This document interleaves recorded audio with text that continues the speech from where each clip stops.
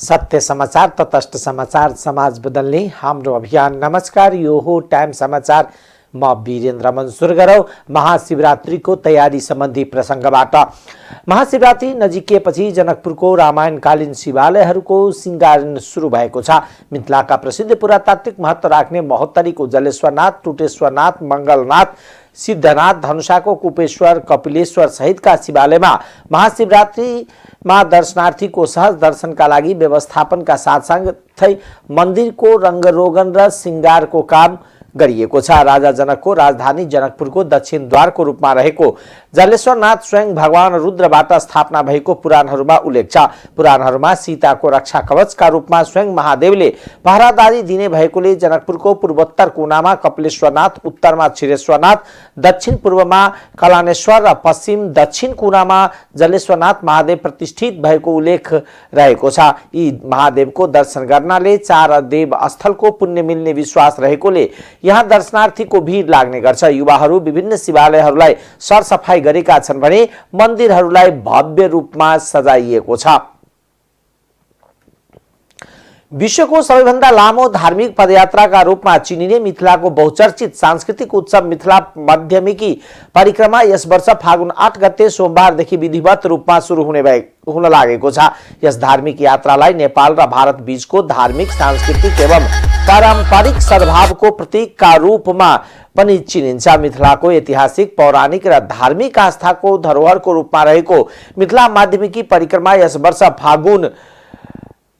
फागुन 23 गते अर्थात 15 दिनसम्म चल्ने छ। मिथिला माध्यमिकी परिक्रमामा नेपाल र भारतका विभिन्न स्थानका हजारौं साधु सन्त एवं श्रद्धालुहरूको सहभागिता रहने गरेको छ।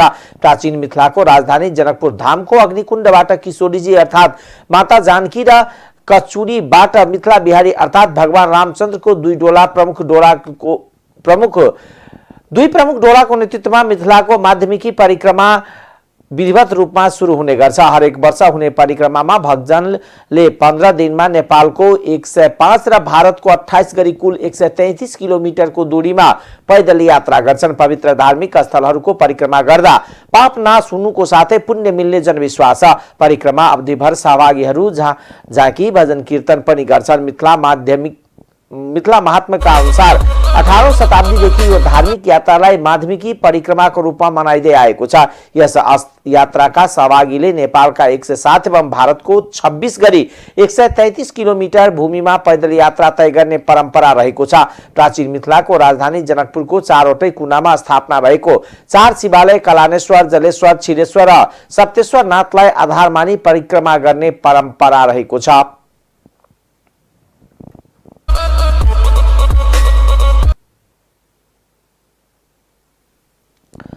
मध्य प्रदेश सरकारले 4 आर्थिक वर्षमा आयोजना गरेको विभिन्न कार्यक्रममा 5 अर्ब भन्दा बढी रकम खर्चेको छ।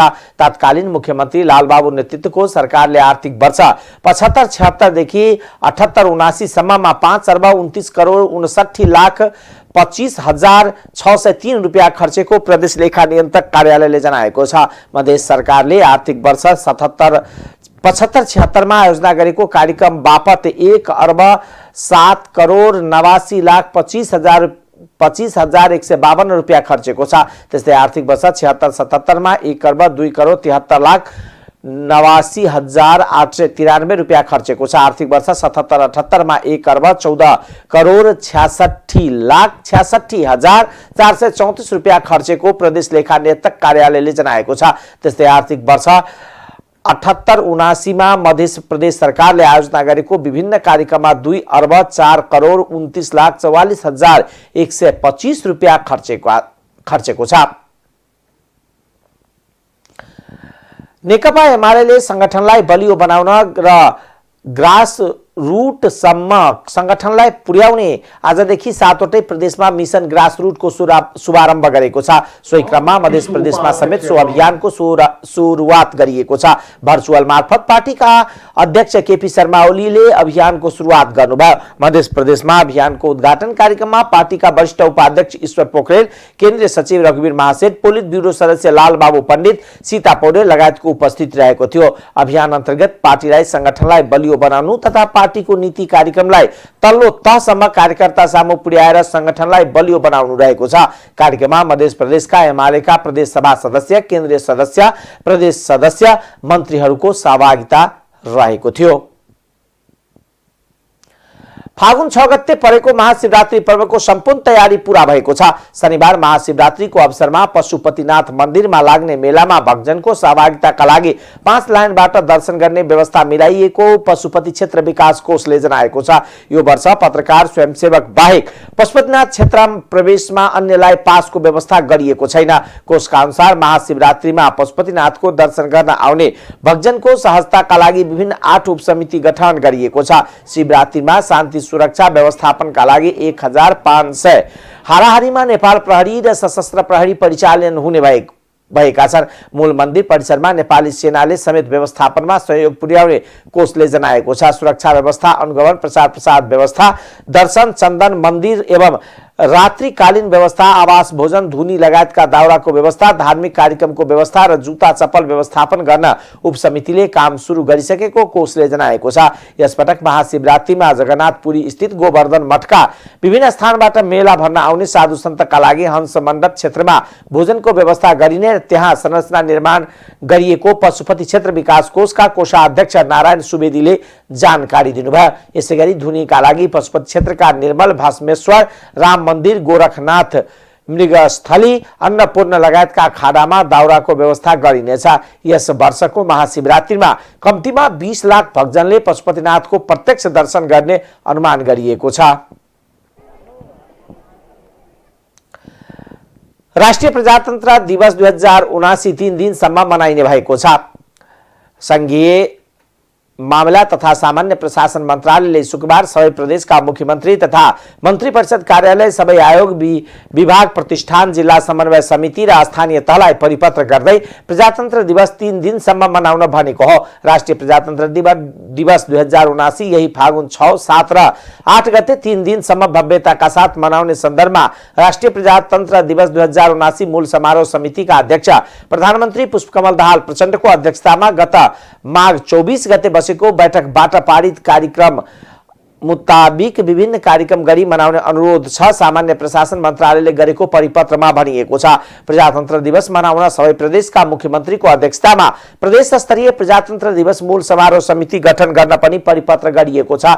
त्यस्तै सबै सरकारी निकाय, प्रतिष्ठान, संघ संस्था कार्यालयमा राष्ट्रिय झण्डा फहराउने तथा फागुन 6, 7 र 8 गते साँझ दीप प्रज्वलन गर्ने कार्यक्रम रहेको छ। सार्वजनिक निकाय र स्थलहरूको सरसफाई गरी भव्यता संभाव्य स्थानमा राष्ट्रिय झण्डा राखी सजावट सहित सौन्दर्यकरण अभिवृद्धि गर्न पनि मन्त्रालयको परिपत्रमा उल्लेख छ। प्रजातन्त्र दिवस मनाउन सबै प्रदेशका मुख्यमन्त्रीको अध्यक्षतामा प्रदेश स्तरीय प्रजातन्त्र दिवस मूल समारोह समिति गठन गर्न पनि परिपत्र गरिएको छ। त्यस्तै सबै सरकारी निकाय, प्रतिष्ठान, संघ संस्था कार्यालयमा राष्ट्रिय झण्डा फहराउने तथा फागुन 6, 7 र 8 गते साँझ दीप प्रज्वलन गर्ने कार्यक्रम रहेको छ। सार्वजनिक निकाय र स्थलहरूको सरसफाई गरी सम्भाव्य स्थानमा राष्ट्रिय झण्डा राखी सजावट सहित सौन्दर्यकरण अभिवृद्धि गर्न पनि मन्त्रालयको परिपत्रमा उल्लेख छ।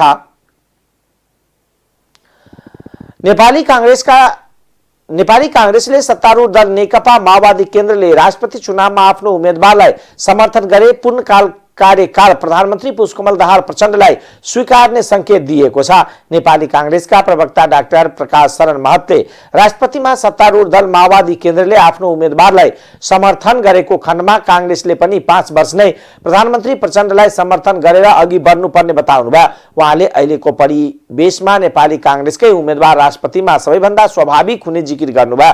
उहाँले संविधान रक्षाका लागि नेपाली कांग्रेसले प्रधानमन्त्रीलाई विश्वासको मत दिएको उल्लेख गर्दै राष्ट्रपतिको पद महत्वपूर्ण भएको बताउनुभयो। प्रवक्ता महतले राष्ट्रपतिमा राष्ट्रिय सहमति कायम हुनु नै सबैभन्दा उत्तम विकल्प भएको पनि राष्ट्रिय सहमतिका लागि सत्तारूढ दल नेकपा एमाले नमानिरहेको अवस्थामा संविधानको रक्षाधर पार्टीहरू एक भएर कांग्रेसले उठाएको उम्मेदवारलाई राष्ट्रपति पदमा निर्वाचित गर्न आग्रह गर्नुभयो। उहाँले राष्ट्रपति नेपाली कांग्रेसको हुने वा नहुने भन्ने कुरा गौण रहेको, तर संविधानको विषयमा कुनै पार्टी कहाँ उभिने भन्ने कुरा प्रमुख रहेको बताउनुभयो। प्रवक्ता महतले राष्ट्रपतिमा कांग्रेसतर्फको उम्मेदवारलाई समर्थन गर्दा नेपाली कांग्रेसले पनि प्रधानमन्त्री दाहाललाई दिएको विश्वासको मतलाई पूर्णकालका लागि निरन्तरता दिनुपर्ने बताउनुभयो। उहाँले राष्ट्रपति विद्यादेवी भण्डारीले संवैधानिक व्यवस्थाको बर्खिलाफमा काम गरेको आरोप लगाउँदै आउँदो दिनमा यस्तो गतिविधि दोहोरिन नहुने बताउनुभयो। प्रवक्ता महतले सबैभन्दा ठूलो दल बनेर सत्ता बाहिर बस्नु कांग्रेसका लागि विडम्बनाको विषय भएको उल्लेख गर्दै अहिलेको सत्ता गठबन्धन स्वार्थ केन्द्रित रहेको आरोप लगाउनुभयो।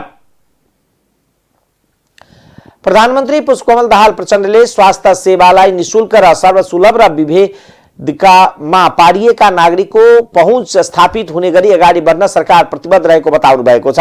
प्रधानमन्त्री दाहालले 2072 सालमा जारी गरिएको नेपालको संविधानले स्वास्थ्यको हकलाई जनताको मौलिक हकको रूपमा व्यवस्था गरेको उल्लेख गर्दै त्यसलाई कार्यान्वयन हुने गरी ऐनहरू तर्जुमा गर्नका लागि सरकारले आवश्यक गृह कार्य र पहलकदमी गरिरहेको दावी समेत गर्नुभयो।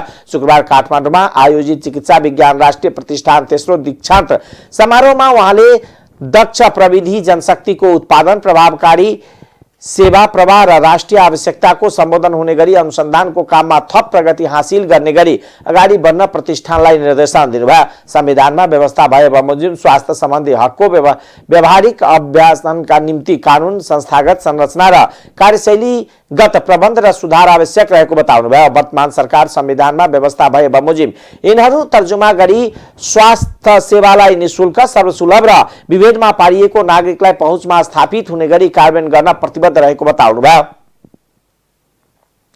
नेकपा एमाले पार्टी सुदृढीकरण तथा विस्तारका लागि 2 महिने मिशन ग्रासरुट सुरु गरेको छ। एमाले अध्यक्ष केपी शर्मा ओलीले शुक्रबार भर्चुअल माध्यमबाट प्रदेश तथा विशेष कमिटीलाई सम्बोधन गर्दै सुरुवात गर्नुभएको हो। यो अभियानमा पार्टीले पार्टी सदस्यता नवीकरण, कमिटीहरूको व्यवस्थापन, प्रशिक्षण, भेला बैठक, अन्तर्क्रिया र स्थानीय तहको समस्याहरूमा बुझ्ने, पार्टीभित्रका अन्तर्विरोध बुझ्ने र त्यसलाई हल गर्ने सहितको कार्यक्रम सञ्चालन गरेको छ। एमाले 7 प्रदेशमा उपाध्यक्षको नेतृत्वमा संयोजन तथा अनुगमन टोली गठन गरेको छ।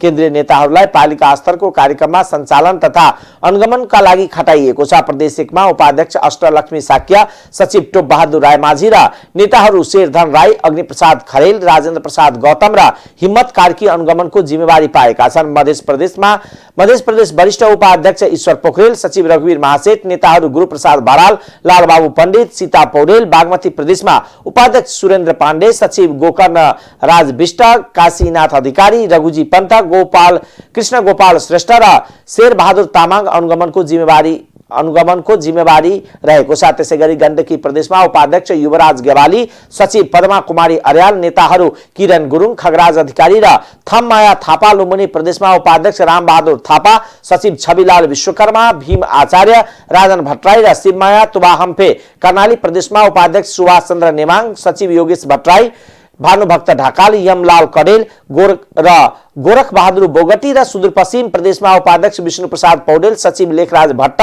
मणिचन्द्र थापा, बिन्दा पाण्डे र कर्ण बहादुर थापा खटाइएको छ। त्यसैगरी विशेष कमिटीहरूको अनुगमन र संयोजनको नेतृत्व विशेष कमिटीका महासचिव शंकर पोखरेल, उप महासचिवहरू प्रदीप गेवाली, पृथ्वी सुब्बा गुरुङ, विष्णु रिमाल र केन्द्रीय कार्यालयका सचिव भीष्म अधिकारी जिम्मेवारी तोकिएको छ।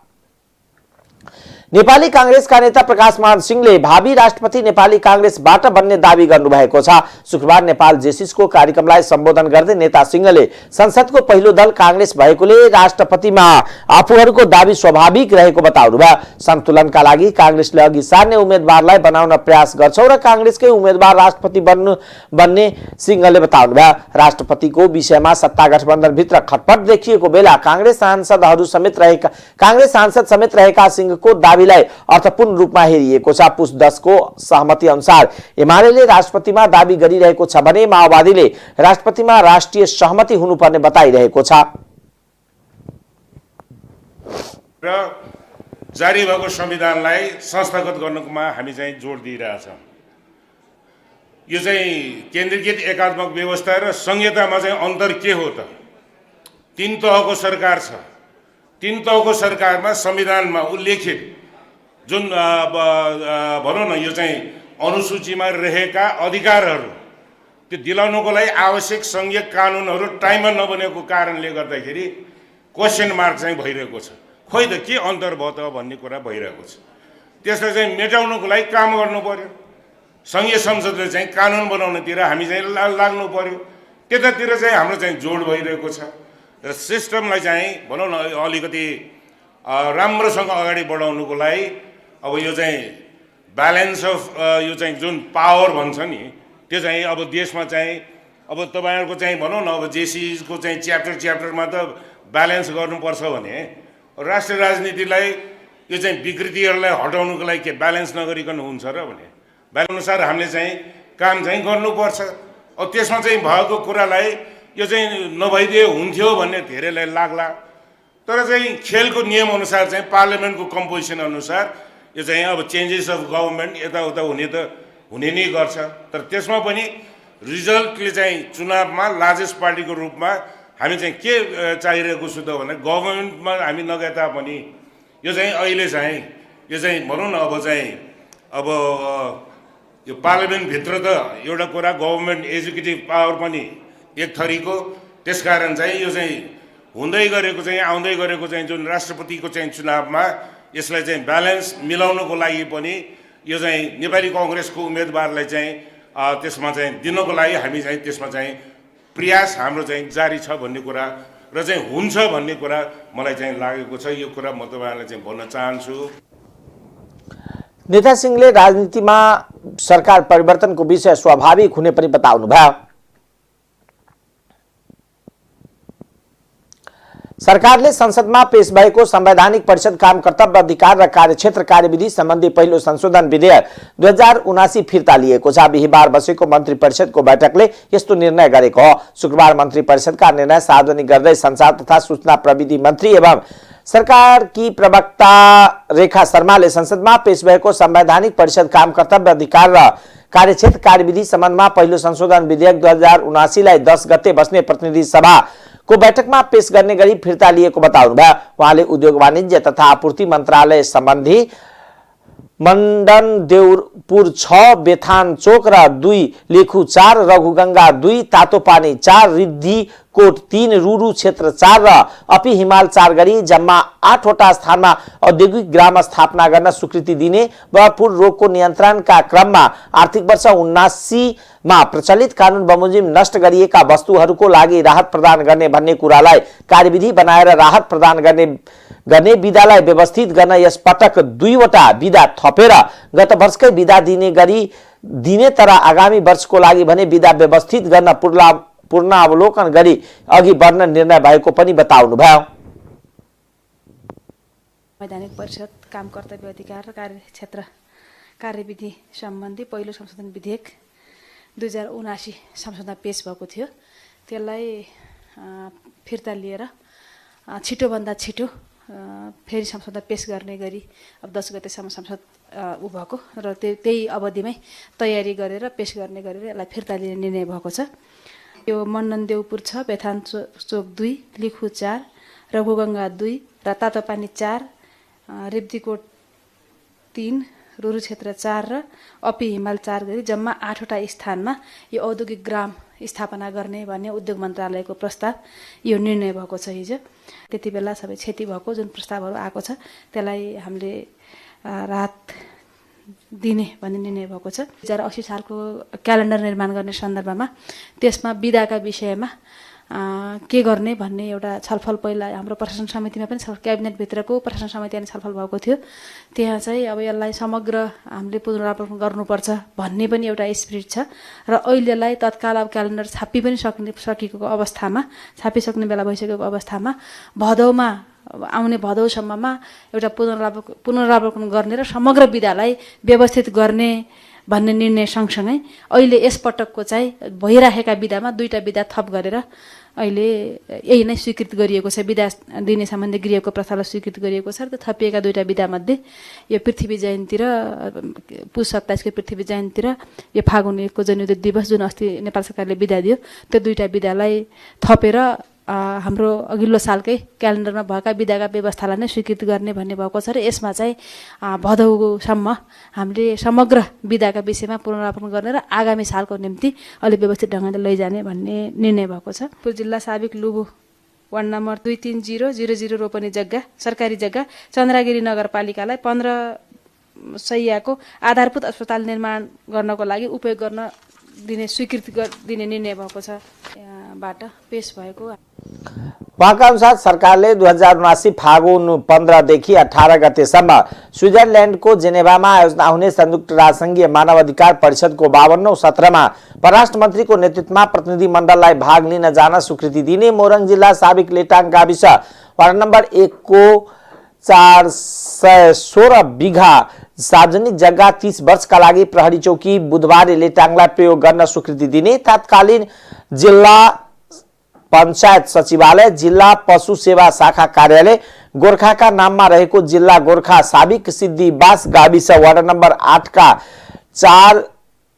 4622 रोपनी जग्गा चुमन्नुगुम्बी गाउँपालिकाको प्रशासकीय भवन निर्माणका लागि उपयोग गर्न स्वीकृति दिने ललितपुर जिल्ला साबिक लुबु वार्ड नम्बर 3 को 2 रोपनी जग्गा सरकारी लुबु प्राथमिक स्वास्थ्य केन्द्रको भवन निर्माणार्थ महालक्ष्मी नगरपालिकालाई उपयोग गर्न स्वीकृति दिने काठमाडौँ जिल्ला साबिक थानकोट गाविस वार्ड नम्बर 2 का के 2300 रोपनी जग्गा चन्द्रगिरी नगरपालिकालाई 15 शैय्याको आधारभूत अस्पताल निर्माण गर्न स्वीकृति दिने निर्णय गरेको छ।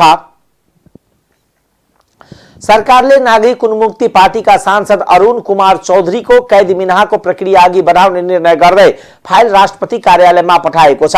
महान्यायाधिवक्ता कार्यालयको रायका आधारमा गृह मन्त्रालयले कैद मिनाहका लागि फाइल मन्त्री परिषदमा पठाएको थियो। मन्त्री परिषदले फाइल राष्ट्रपति कार्यालयमा पठाउने निर्णय गरिसकेको हो। कैद मिनाहको अन्तिम निर्णय राष्ट्रपतिबाट हुन्छ।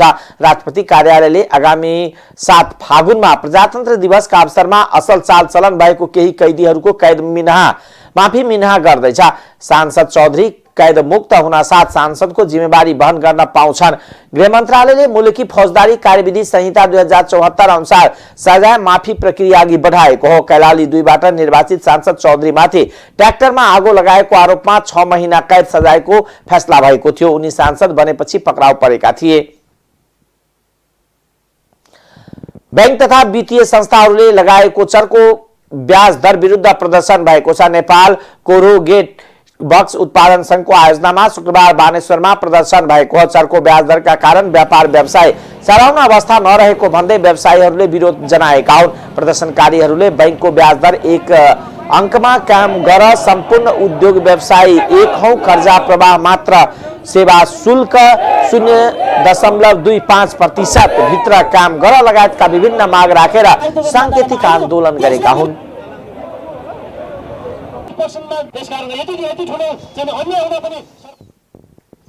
अब आर्थिक समाचार।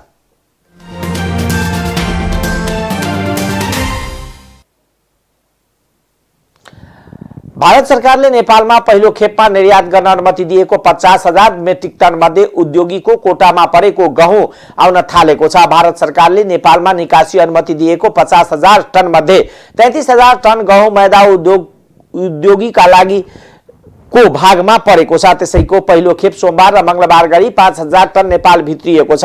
भारतबाट सस्तोमा गहुँ आयात भएपछि मैदा आटा सुजी चोकरको मूल्य 15% सम्म घट्ने सम्बद्ध उद्योगीहरू बताउँछन्। नेपालमा गहुँ मूल्य किलोको 65 रुपियाँ छ। भारतबाट आएको गहुँ नेपाल आइपुग्दा प्रति किलो 50 रुपियाँ लागत परेको छ। गहुँ नै प्रति किलो 15 रुपियाँ सस्ताएपछि त्यसबाट उत्पादन हुने मैदा आटा सुजी र चोकर सस्तिनेछ। नेपाल पावर मिल एसोसिएसनका अध्यक्ष कुमुद दुङ्गलले मंगलबारदेखि नै बजारमा आटा मैदाको भाव घटेको दावी गर्नुभयो। उहाँले आटा र मैदामा 15% सम्म मूल्य घट्ने बताउनुभयो। गहुँ आउनु अघिसम्म राजधानी काठमाडौँमा मैदा 50 केजी बोरा 5,000 मा बिक्री भइरहेको गहुँ आउन थालेपछि 4,600 मा बिक्री हुन थालेको दुगलको भनाइ छ। त्यसैगरी मिल आटा 5 केजीको मूल्य 400 रुपियाँबाट 360 रुपियाँ र चक्की आटा 450 बाट 400 रुपियाँ कम भएको छ। चोकरको मूल्य 40 केजीको 2200 रुपियाँबाट घटेर अहिले 1650 कम भएको छ। किलोको 55 रुपियाँ पर्ने चोकर 41 रुपियाँ 25 पैसामा पाइन थालेको छ। बजारमा गहुँ अभाव हुन नदिन मन्त्रालयले यस्तो व्यवस्था गरेको हो। गहुँ अभाव हुन नदिन र सर्वसाधारणलाई महँगीको मारबाट जोगाउन सरकारले थप 2 लाख मेट्रिक टन गहुँको कोटा भारत सरकारसँग माग्नुपर्ने दुगरले बताउनुभयो। नेपाल उद्योग परिसंघका सदस्य तथा बाबा फ्लोर मिलका सञ्चालक भावेश राठीले सरकारले कोटामा उपलब्ध गराएको गहुँले मुस्किलले 15 दिन पुग्ने भएकोले 15 दिन पछि का लागि थप 2 लाख टनको कोटा भारत सरकारसँग माग्नुपर्ने बताउनुभयो। उहाँले नयाँ उत्पादन नआउँदासम्मका लागि 2 लाख टन गहुँ आवश्यक पर्ने बताउनुभयो। अब अन्तर्राष्ट्रिय समाचार।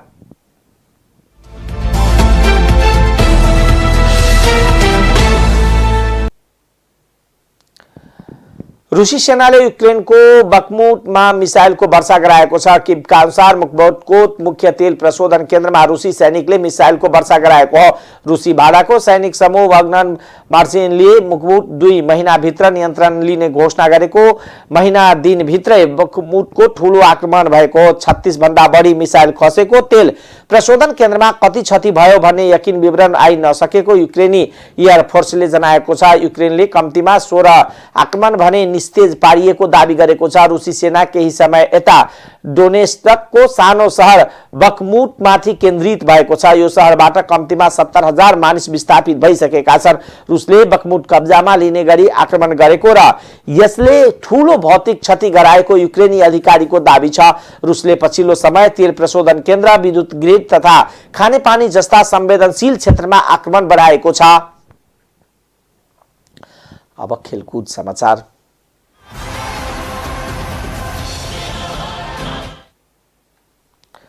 आईसीसी विश्वकप क्रिकेट लिग 2 अन्तर्गत त्रिदेशीय 1 दिवसीय श्रृंखला नेपालले स्कटल्यान्डमाथि शानदार जित निकालेको छ। स्कटल्यान्डरले दिएको 275 रनको लक्ष्य नेपालले 47 ओभरमा 7 विकेट गुमाएर भेट्टायो। नेपालका लागि दिपेन्द्र सिंह एरी र कुशल मल्लले उत्कृष्ट ब्याटिङ गरे। कुशल 67 बलमा 81 रन बनाएर आउट भए भने दिपेन्द्रले 116 बलमा नकआउट 85 रन बनाए। त्यस्तै सोमपाल कामीले नकआउट 24 रन बनाए। बॉलिङतर्फ स्कटल्यान्डका क्रिस सोल, मार्क वाटले 3-3 विकेट लिए। यसअघि त्रिवी क्रिकेट मैदान कीर्तिपुरमा टस हारेर पहिलो ब्याटिङ गरेको स्कटल्यान्डले निर्धारित 50 ओभरमा 9 विकेट गुमाएर 274 रन बनायो। बॉलिङतर्फ नेपालका सन्दीप लामिछानेले 3 विकेट लिए। त्यस्तै कुशल मल्लले 2 तथा सोमपाल कामी, दिपेन्द्र सिंह एरी र कुशल भुर्तेलले समान 1-1 विकेट लिए। यो जितसँगै नेपाल 26 खेलमा 22 अङ्क सहित तालिकाको 6औं स्थानमा छ। स्कटल्यान्ड 34 खेलमा 48 अङ्क साथ शीर्ष स्थानमा यथावत छ। नेपालले श्रृंखलामा शनिबार नाम्बियासँग र आउँदो मंगलबार फेरि स्कटल्यान्डसँग खेल्नेछ। टाइम समाचार अहिलेको लागि यति नै। हेर्दै गर्नुहोला टाइम्स टेलिभिजन। नमस्कार।